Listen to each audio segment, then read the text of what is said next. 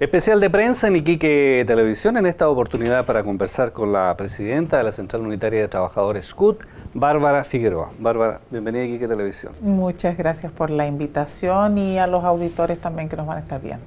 Hoy día hubo una manifestación de profesores, ¿cierto?, en todo el país. Y la gente cuando ve este tipo de cosas, Bárbara, acaban de subirle el sueldo a los profesores en un 30%, algunos incluso hasta en un 100%, digamos, ¿cierto?, en virtud de la reforma educacional. La gente no se explica muy bien por qué pasa, se sigue movilizando, por ejemplo, el gremio. Tú fuiste dirigente del Colegio de Profesores, así que conoces bien el tema. ¿Por qué no nos comentas un poco? Sigo siendo dirigente, soy directora nacional del colegio. No soy efectivamente hoy día representante de la conducción de mi gremio, pero tal como se acordó en la última Asamblea Nacional por parte de los dirigentes de todo el país, se estableció el desarrollo de esta jornada de movilización en el marco de un plan de acción con distintas iniciativas, pero que están focalizados principalmente en el debate sobre desmunicipalización. Ahora, comparto contigo que es complejo probablemente para el sentido común, ¿no? Porque el magisterio se moviliza cuando viene recién cerrando un proceso de implementación de la primera etapa, ¿no?, de la entrada en vigencia de la carrera profesional docente, donde efectivamente hasta ahora, de la experiencia que nosotros hemos ido conociendo en regiones y en el país, lo que vemos es que ha habido, en el caso de aquellos profesores que tomaron la decisión de incorporarse al proceso, un aumento significativo de renta.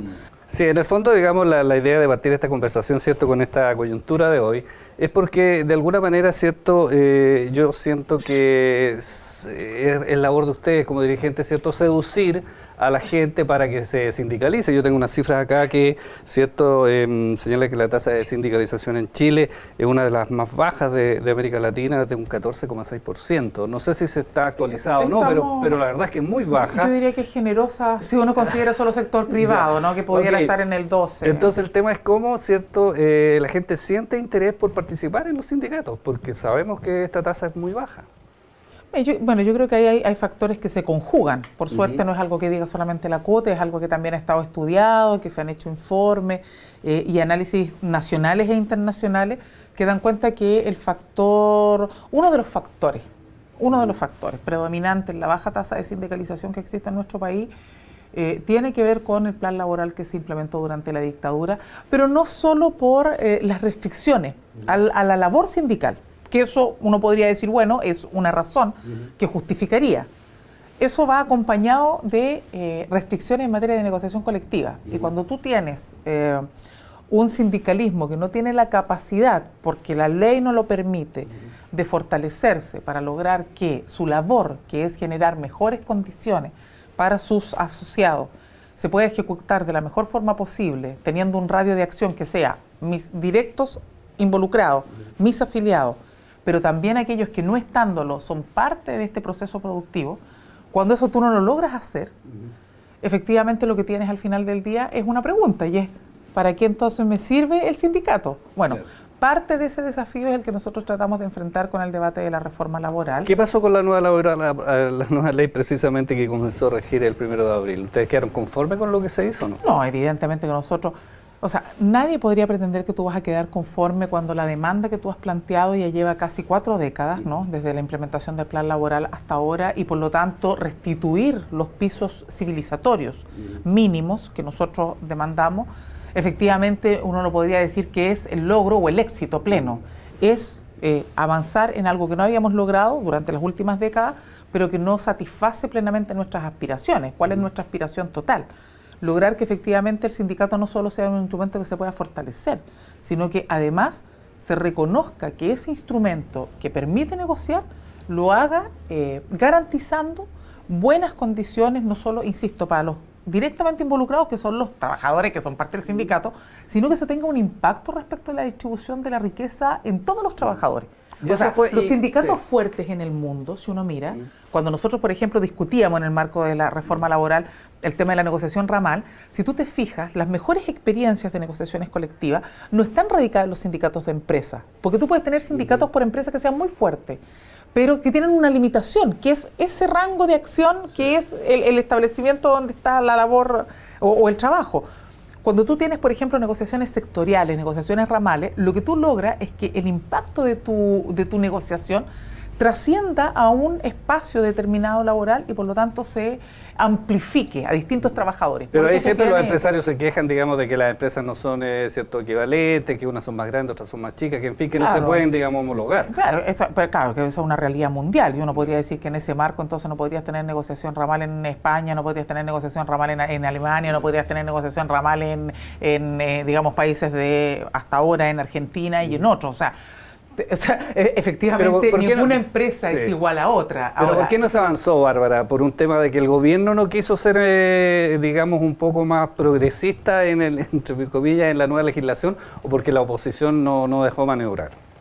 Yo tengo la impresión de que se conjugaron distintos factores. Uno de ellos es efectivamente la oposición, que no quería legislar en esta materia. Yo creo que es evidente que lo que se llevó al Tribunal Constitucional, que fueron elementos claves de la reforma, lo que buscaban era efectivamente desactivar estos instrumentos, estos nuevos instrumentos que fortalecían al sindicato y que por esa vía entonces permitían fortalecer el instrumento de la negociación colectiva, que al final del día tiene como único objetivo mejor redistribución de las ganancias. Por lo tanto, aquellos que se oponían a esta legislación, lo que claramente estaban buscando era que no se generara justa y equitativa redistribución de la ganancia. Oye, ¿cómo ves tú lo que viene? Porque, cierto, estamos en campaña presidencial, ya, cierto, pero pareciera que este tema no es como prioridad, digamos, se habla de las pensiones, se habla de otros temas, nadie ha puesto todavía, cierto, y se acaba, digamos, cierto, de promulgar esta nueva ley laboral. ¿Cómo ves tú el futuro, digamos, el próximo gobierno, cualquiera sea, va a tener, digamos, interés en mejorar las condiciones laborales del país o se va a postergar, digamos, por lo menos un periodo más la discusión o la posibilidad de mejoras? Yo creo que ahí hay una cuestión que para nosotros, por lo menos desde la Central Unitaria, y que es lo que de alguna manera justifica el esfuerzo territorial que estamos haciendo en este periodo también, hay un debate que es bien de fondo respecto del proceso presidencial que se está dando en nuestro país. Uno de ellos, o un elemento fundamental dentro de ello, es el debate sobre la desigualdad. Si tú miras lo que ha sido el proceso que vivimos en estos últimos 4 años, hay algo que es innegable. Le gusta a quien le guste, digamos, tú podrás compartir o no, podrás discrepar con el gobierno o no. Nosotros tuvimos diferencias respecto a la reforma laboral con el Ejecutivo, pero hay algo que es innegable. Hubo una disposición a instalar el debate sobre justas redistribuciones de ganancias a través de la reforma tributaria con la justa tributación, que en el fondo apuntaban a un elemento que para nosotros es clave. Es decir, mire, queremos no solamente crecer, sino que queremos que el crecimiento efectivamente llegue a todos.